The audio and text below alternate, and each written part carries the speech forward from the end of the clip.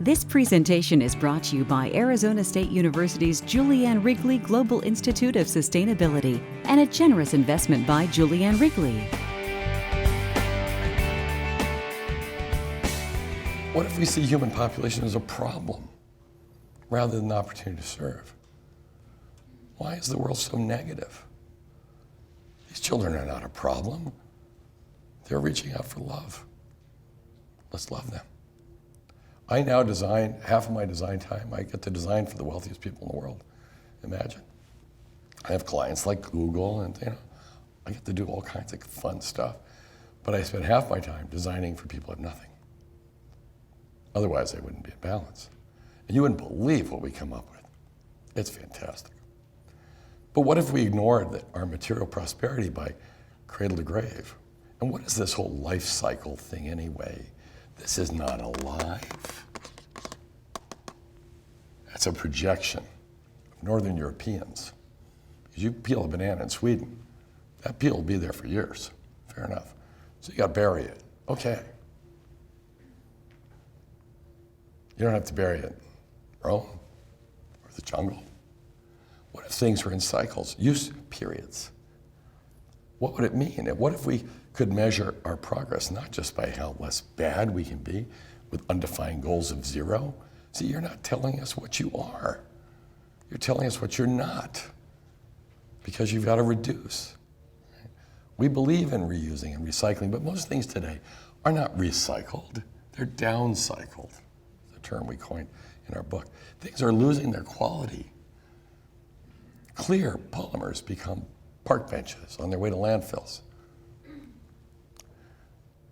So efficiency is insufficient. All we want to do with efficiency, this is a project that I was given by Bill Ford in public. Redo this. He didn't even tell me he was going to do it. When I asked him later, why did you do it in public without telling me? He said, if I'd asked for permission, I never would have gotten it. You've never designed an auto plant before. So let's go produce shareholder value, or we're both toast. But what are we going to do? Just reduce our footprint? I hate it. People run around going, oh, we have to reduce our ecological footprints. Yeah, okay, fine, tiptoe. But wait a minute. I want to stomp around and leave behind wetlands. Because you could pour a little less asphalt, but as far as I'm concerned, it's still two words, assigning blame. So, typical reporting today, social responsibility reporting, there are all these charts that look like this. I'm a design guy. I also do business. The only people I know that like charts that go down to the right are the people handling expense reports.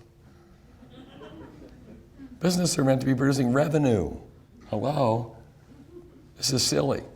So you're going to tell us you're going to reduce your carbon by some point? Yay, good. You haven't told us what you're going to do. Just tell us what you're not, and your goal is zero. You're trying to tell us it'd be better if you didn't exist. I don't understand that. Imagine this.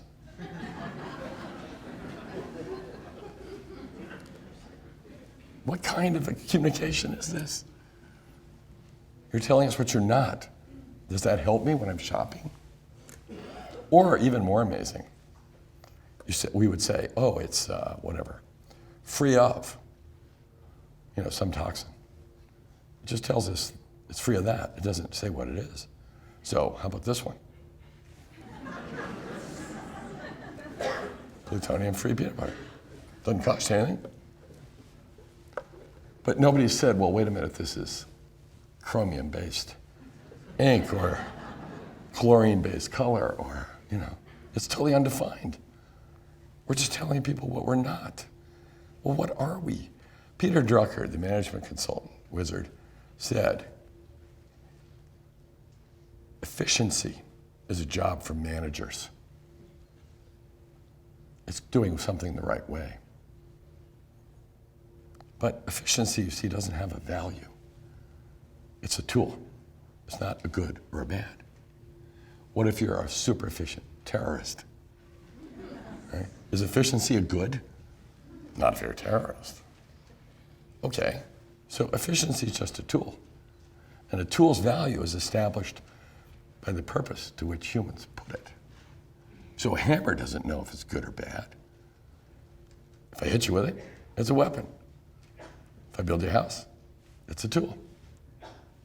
So Drucker said, the executive's job is to be effective and do the right thing. The manager's job is to do it the right way. So that's why I'm poking at you.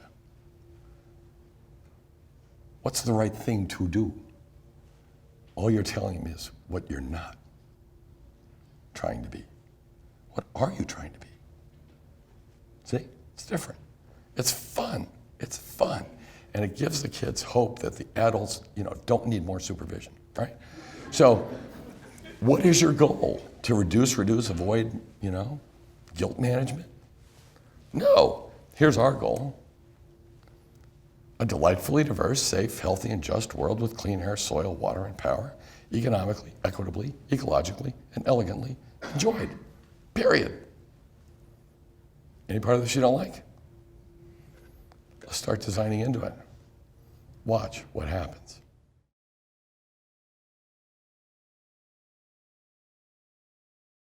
This presentation is brought to you by Arizona State University's Julianne Wrigley Global Institute of Sustainability for educational and non-commercial use only.